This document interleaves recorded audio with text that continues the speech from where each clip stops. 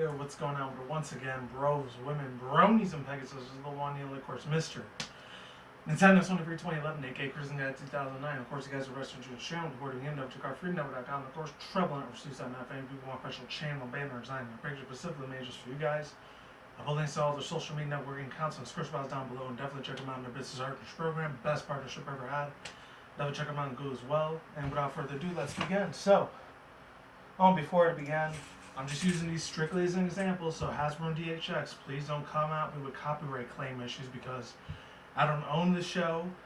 I'm strictly using this for an example. I'm probably going to have to put that under section Article 107 thing again because that's like the fourth time this month they've given me like a copyright claim because, oh, you're using people's music. I don't give a fuck. I'm still going to keep doing this shit anyway, so fuck off, okay? I'm just saying, for the Hasbro DHX shit. I'm fucking tired of you asshole cocksuckers keep fucking blocking my shit. And my subscribers, they want to know what's going on. I never said I was the CEO, billionaire of like Hasbro or anything like that. You know, I try to be fucking nice, but you stupid ass fucking cocksuckers still want to keep shitting all over my videos. So fuck off. You're worse than the trolls, man. Seriously, man. There's people that do blind commentaries all the time. They show the episode and nothing happens to those stupid asses. So why the fuck does it keep happening to me? I don't fucking know. Anyways, I don't give a shit. Too bad. I'm still going to keep doing my videos. You guys, any of the DHX and the YouTube algorithm keeps doing that shit. They don't like it. Tough shit. I'm still going to keep doing it. Anyways, that little fucking mini ran out the way. I'll put the link in the description box down below to the episode. And as always, definitely check out the MLP Wiki, or the Wikia, whatever you want to call it. If you haven't seen this episode, it's been about 5 days since it's been out. It's already like Wednesday midnight. I got to go to sleep in like 1 hour or so. It's probably not going to come out till Thursday or Friday, so stay on the lookout for it. Because I still got to go to work in about 6-7 hours from now. I got to get my sleep immediately after this. So, My Little Pony, Friendship's Magic, Season 5, Episode 17, Brotherhooves Social. And, obviously the development said Orchard Blossom was first mentioned in 2015 at San Diego Comic-Con. So it's a sisterless social. Big Mac watches his sister playing, feeling left out. And of course, this is like an Apple Bloom Big Mac episode. I thought it was going to be a Cutie Mark Crusaders episode, but it really wasn't. I mean, they showed Sweetie Belle and Scootaloo a little bit, but not as much as they did with Big Mac and Apple Bloom. So yeah, haven't seen this episode yet?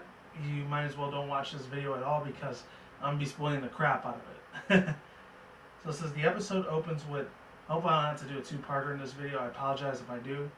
So it says the episode opens up with the Apple family preparing for an upcoming sisterhood social. As he helps Granny Smith search their attic for a blue ribbon to use in this competition, Big Macintosh looks wistfully, sounds like it says wishfully or wistfully, outside to see Applejack and Apple Bloom playing. Who is confident that she and her sister are going to sweep the competitions. Granny Smith stumbles upon an old dragonfly toy Big Mac and Apple Bloom used to play with together. Big Mac quickly grabs the toy and departs. Big Mac brings the toy outside to show Apple Bloom, but she is so caught up in heaping praise upon Applejack for all of her accomplishments, including her saving Equestria like a gazillion times, in her own words, that she barely even pays attention to the toy. Dejected, Big Mac sulks back inside the barn. Applejack notices her brother's sour mood and asks him what's wrong, but before he can answer, Applejack's cutie mark begins to glow, indicating that she's been summoned by the map in Twilight Sparkle's friendship castle. Apple Bloom worries that this means that Applejack won't be able to take part in the social, but Applejack assures her that it might just be a false alarm. Unfortunately for Apple Bloom, Applejack has been deemed called to the city of Manhattan with Rarity and won't be back in time for the social, sending Apple Bloom into a slump. Scootaloo and Sweetie Belle come over to invite Apple Bloom to cheer on Scootaloo, who is participating in a social with Rainbow Dash even though they aren't really related. Granny Smith mentions in the social has a loose definition of what counts as a sister, musing about the seconds cousins that could have participated in with Apple Bloom, which gives Big Mac an idea. Well, this just got weird. That's what it says in the pictures. I'll read all those in a second. As Rainbow Dash and Scootaloo register for the social, Apple Bloom arrives unenthusiastically about, and then announces to her friends that she will be participating in the social after all, explaining that her long-lost cousin Orchard Blossom has come to take Applejack's place. Orchard Blossom then appears, and it is immediately apparent that she is actually Big Mac disguised as a mayor, much to Apple Bloom's embarrassment. Orchard Blossom introduces herself to Apple Bloom's friends in Rainbow Dash, but they all see through the disguise instantly. She then decides to humor. They decide to humor Big Mac as he signs up for the Sisterhood social, and Apple Bloom quickly excuses herself, afraid that the event's judges will also call Big Mac's bluff. To her surprise, the two approved as a pair to compete. Sisterhood's disaster.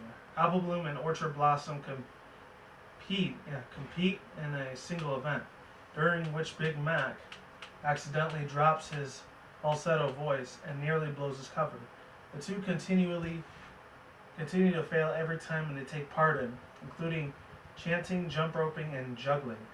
Apple Bloom wants to call it a day and wait for her next year's Sisterhood social with Applejack, but Orchard Blossom has none of it and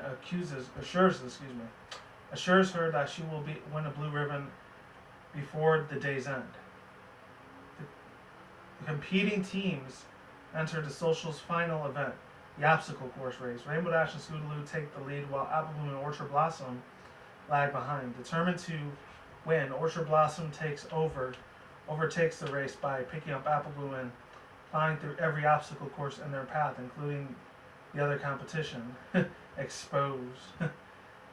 After managing to pass Rainbow Dash and Scootaloo, Orchard Blossom and Apple Bloom reach the finish line first, with Big Mac's disguise falling apart as he celebrates. The judges interrupt their celebration, stating while they have knowingly turned a blind eye towards Big Mac's disguise, they must disqualify him and Apple Bloom for destruction and unsportsmanlike behavior in the race. Rainbow Dash and Scootaloo are declared winners while Apple Bloom beardly leads with Big Mac. Big Mac opens up. Big Mac at Sweet Apple Acres. Back at Sweet Apple Acres, Apple Bloom finds that Big Mac is sitting by a tree, assuring himself she is no longer upset and she and Applejack can still participate in the next Sisterhood social.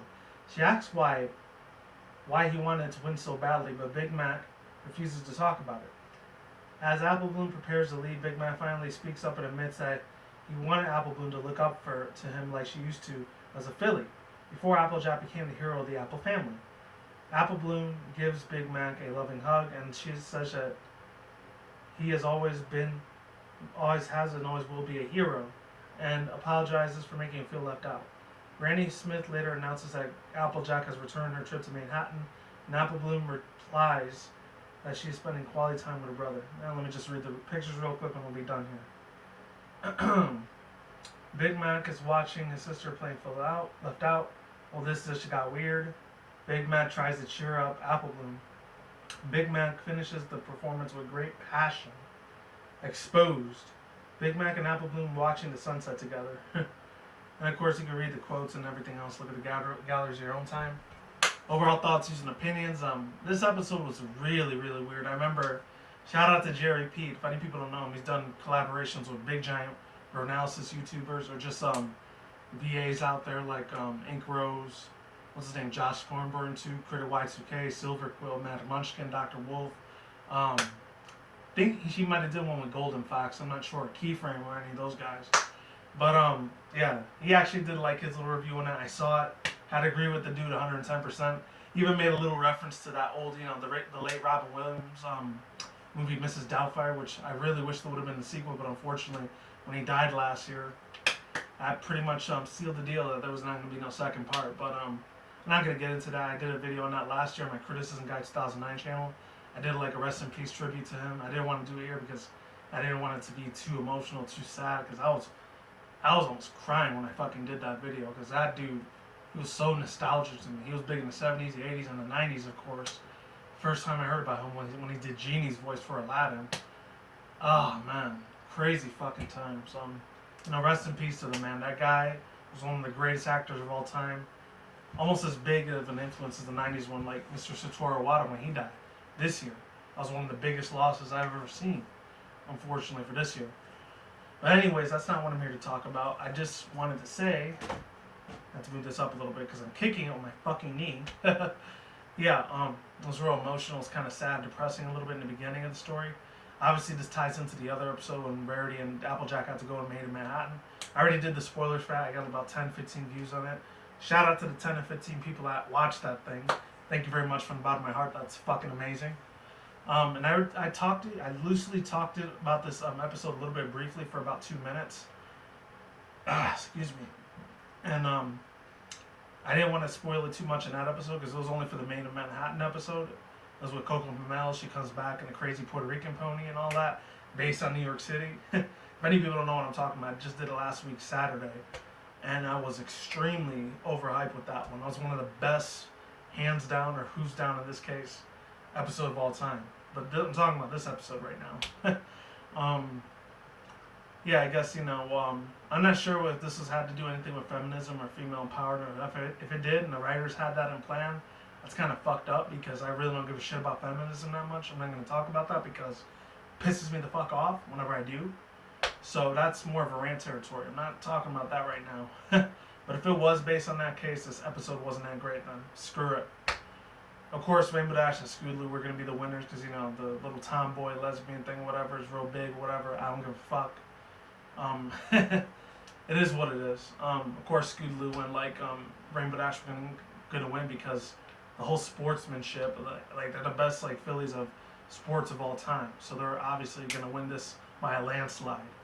And it didn't surprise me at all that they won. And then the one pony that looked like they had those little, braids in her hair looked like Aria from the...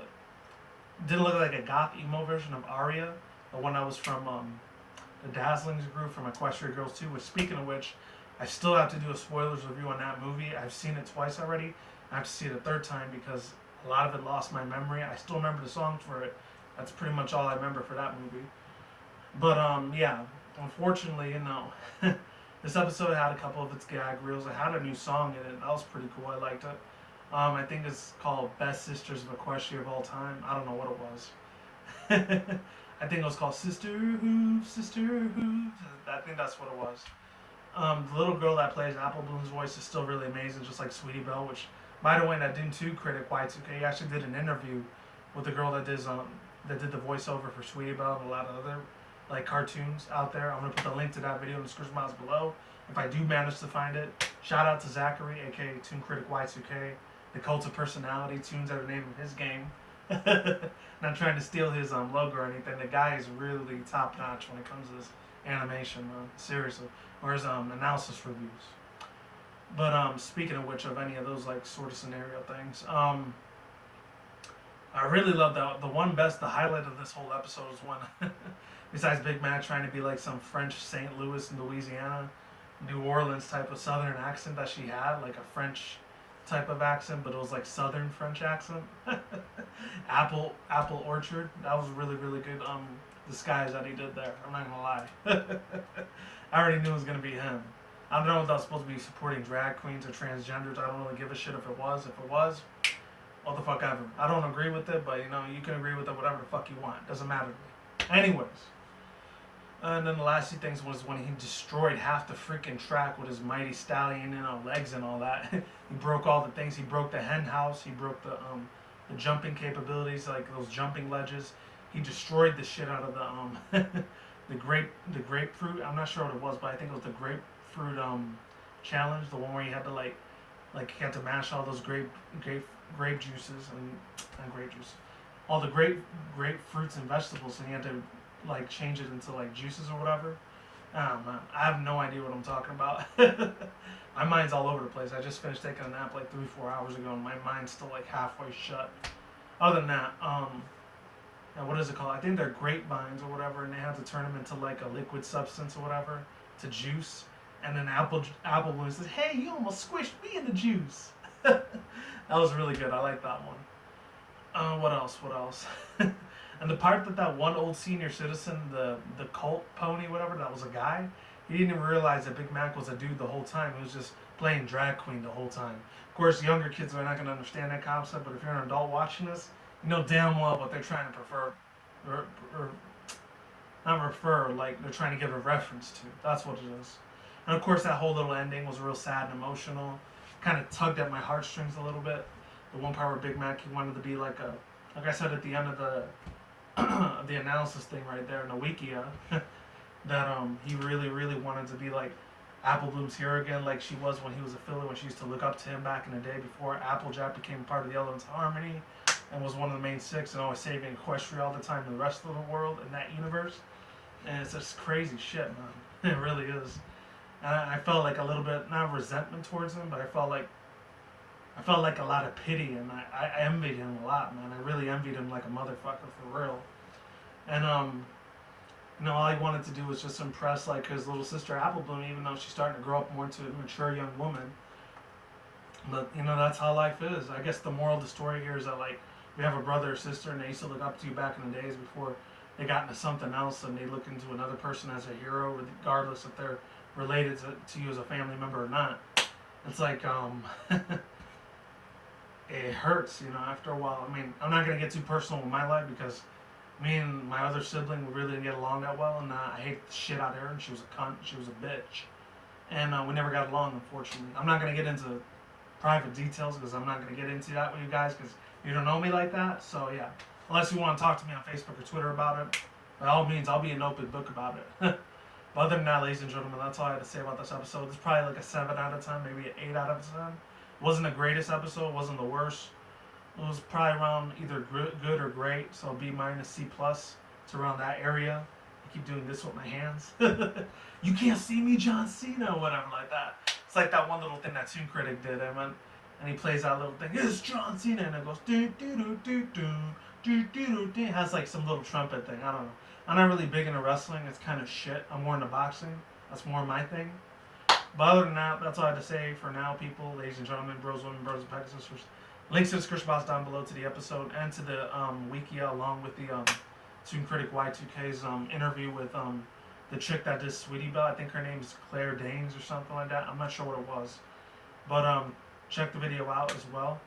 And I'll put the link in the annotation on the side as well. And that's it. Peace out once again, bros, women, bronies, and pegasisters. We'll see you when I see you guys every day. Have a good night wherever you are out around the world. Don't drink smoke weed at the same time. Don't take the reckless. Keep it calm. Keep it cool. Keep it chill. Keep it collective out there. And until then, next time, guys, peace out, late and goodbye. Stay tuned. More videos coming soon. Brand new videos on this channel almost every single day. You guys stay on the grind. Stay easy. Stay safe. Stay healthy. Be easy. Be you. Do you. Do yourself. Peace out. I'm out like sauerkraut. I'm gone. I'm getting the hell out of here. And until then, next time, guys, peace out. Like I said, I'm gone. I'm getting the hell out of here. And all the good shit. I'm out like sauerkraut. Stay tuned for more future content on the channel. And as always, stay tuned for more updates. Stay tuned for more videos as well. Stay tuned for a lot more on Nintendo Sony news. There's about 4 different articles I still haven't read yet, but they're out there. So they're about 2-3 weeks old.